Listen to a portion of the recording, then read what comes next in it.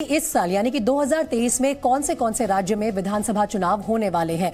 तो इस साल कम से कम 9 विधानसभा चुनाव हम देखेंगे, जिसके लिए मेघालय, नॉर्थ ईस्ट में नागालैंड और मिजोरम और त्रिपुरा, ये 4 राज्य जो हैं वो देश के नॉर्थ ईस्ट में तैयारी कर रहे हैं। साथ ही राजस्थान और मध्य प्रदेश में भी इसी साल चुनाव होने हैं। छत्तीसगढ़ में, तेलंगाना और कर्नाटक, ये वो तमाम राज्य हैं जहां इस साल विधानसभा चुनाव होंगे।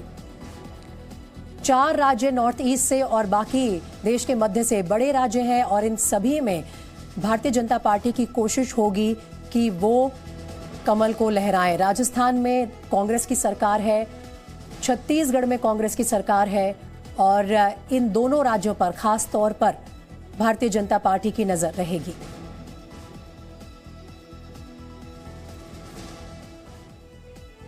जी मीडिया संवाददाता रविंद्र कुमार इस वक्त हमारे साथ एनडीएमसी कन्वेंशन सेंटर से लाइव जुड़ रहे हैं। सीधा उनका रुख कर लेते हैं। ये वही जगह है जहां बीजेपी की राष्ट्रीय कार्यकारिणी चल रही है। आज दूसरा दिन है रविंद्र, और बस अब सबको इंतजार है कि प्रधानमंत्री मोदी का संबोधन सुने। हालांकि लाइव मीडिया को शायद ना दिखाया जाए, लेकिन जानकारी के मुताबिक जीत का मंत्र तो मोदी जी ही देंगे।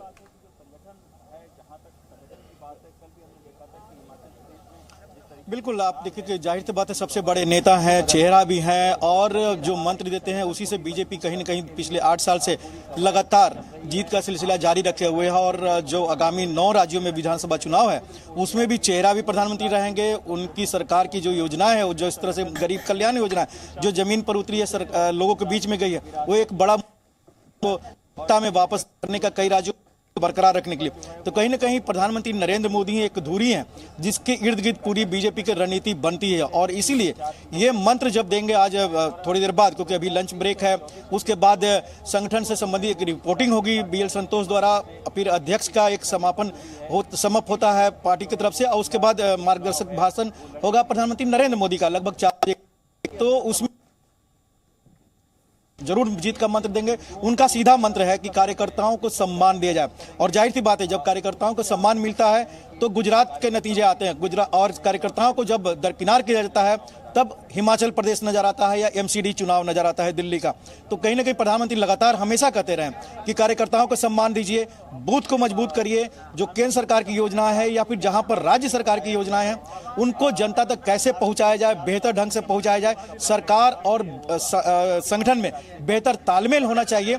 ये सारे जीत का मंत्र प्रधानमंत्री लगातार देते रहे और आज भी उसी तरह का मंत्र देंगे।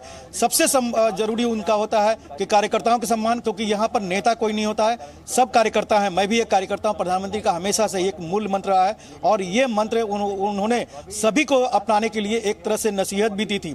तो कहीं ना कहीं इस तरह का मंत्र जरूर देंगे।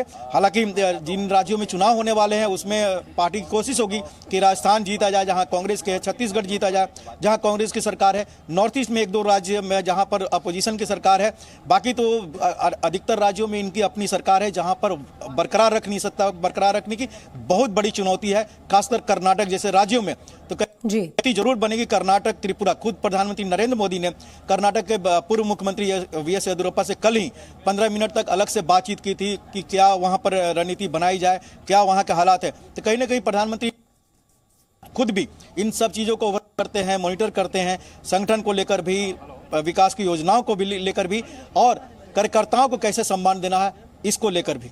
और रविंद्र, इस बात के बाबत भी ये जो 9 राज्यों में विधानसभा चुनाव होने हैं इसलिए महत्वपूर्ण हो जाते हैं क्योंकि अगला साल यानी कि 2024 लोकसभा चुनाव का साल है। तो फाइनल से पहले का ये सेमीफाइनल है जहां पर बहुत कुछ निर्भर करता है किस तरह से बीजेपी की जो ये चुनावी मशीन है वो काम कर रही है। जैसा कि आपने कहा, दक्षिण भारत में कर्नाटक एकमात्र राज्य है जहां पर बीजेपी की सरकार है, वहां पर सरकार बरकरार रखने की चुनौती है। साथ ही तेलंगाना में भी हमने देखा है कि खूब मेहनत कर रही है भारतीय जनता पार्टी। खुद गृह मंत्री अमित शाह वहां के कई दौरे कर चुके हैं। इसके मद्देनजर काफी ज्यादा महत्वपूर्ण है ये जो राज्य जिन्हें इस साल चुनाव देखने हैं।